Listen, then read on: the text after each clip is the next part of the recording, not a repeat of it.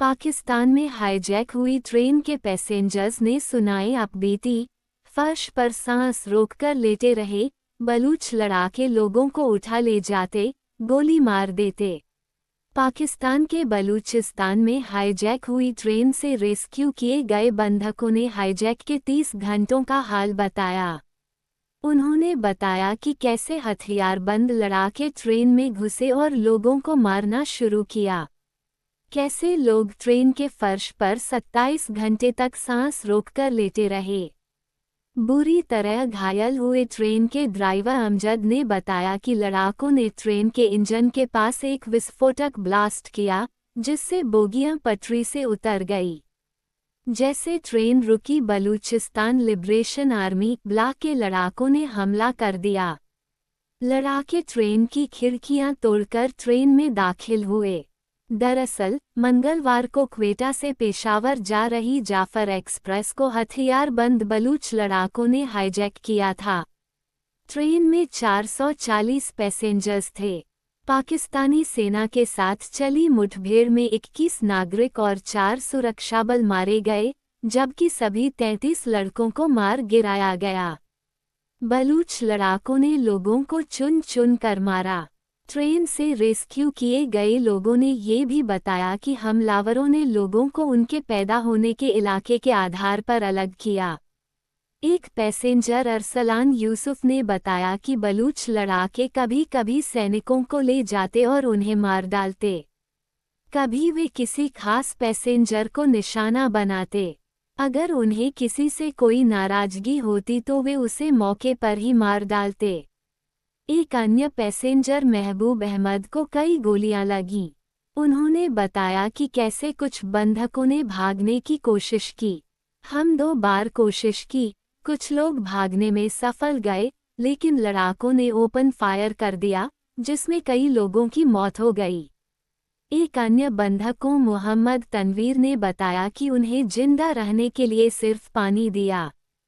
चश्मदीद का दावा, उसने 50-60 सैनिकों के शव देखे। बलूच लड़ाकों की कैद से छूटे एक बंधक का दावा है कि उसने 50-60 पाकिस्तानी सैनिकों के शव देखे हैं, जबकि पाकिस्तानी सेना का दावा है कि उसके कुल 28 सैनिक मारे गए हैं, जिनमें से 27 ऑफ ड्यूटी थे, जबकि एक की मौत ऑपरेशन के दौरान हुई। बलूचिस्तान के बोलान जिले में हुआ हमला। जाफर एक्सप्रेस मंगलवार सुबह 9 बजे क्वेटा से पेशावर के लिए चली थी।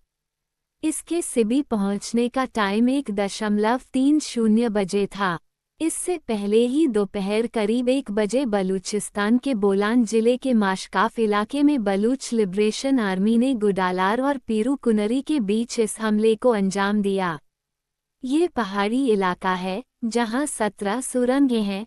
इसके चलते ट्रेन को धीमी स्पीड पर चलाना पड़ता है। इसका फायदा उठाकर ब्ला ने ट्रेन पर हमला किया। सबसे पहले बलूच आर्मी ने माशकाफ में टनल नंबर -8 में रेलवे ट्रैक को उड़ा दिया। इससे जाफर एक्सप्रेस डिरेल हो गई। इसके बाद ब्ला ने फायरिंग शुरू कर दी।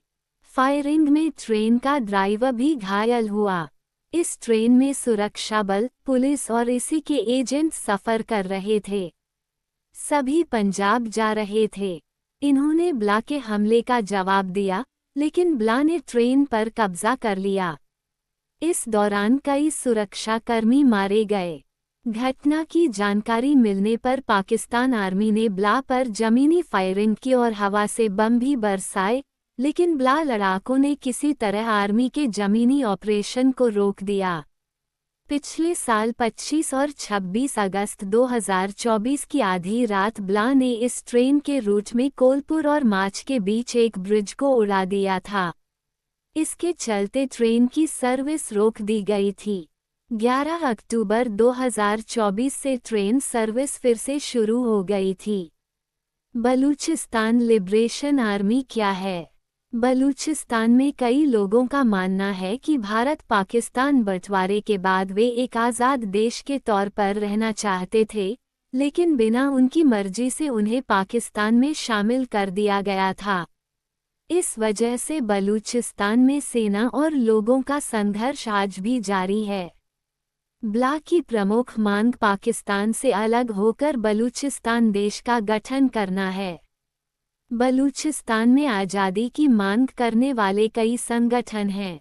इनमें बलूचिस्तान लिबरेशन आर्मी ब्ला सबसे ताकतवर संगठन है। ये संगठन 70 के दशक में अस्तित्व में आया, लेकिन 21वीं सदी में इसका प्रभाव बढ़ा है। ब्ला बलूचिस्तान को पाकिस्तानी सरकार और चीन से मुक्ति दिलाना चाहता है। उनका मानना है कि बलूचिस्तान के संसाधनों पर उनका हक है। पाकिस्तान सरकार ने बलूचिस्तान लिबरेशन आर्मी को 2007 में आतंकी संगठनों की सूची में शामिल किया था।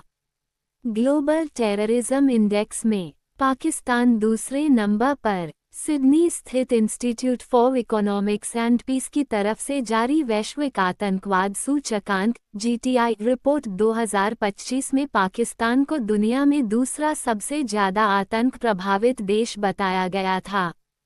रिपोर्ट के मुताबिक पाकिस्तान के खैबर पख्तूनख्वा और बलूचिस्तान सबसे ज्यादा आतंक प्रभावित इलाके हैं।